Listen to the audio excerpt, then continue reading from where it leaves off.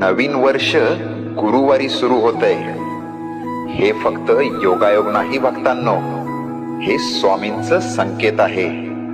हे नवीन वर्ष तुमच्यासाठी वेगळं आहे, कारण गुरुवार हा गुरुचा दिवस आहे आणि गुरु जेव्हा सुरुवात करतो तेव्हा अर्धवट राहिलेलं आयुष्य पूर्णत्वाकडे जातं.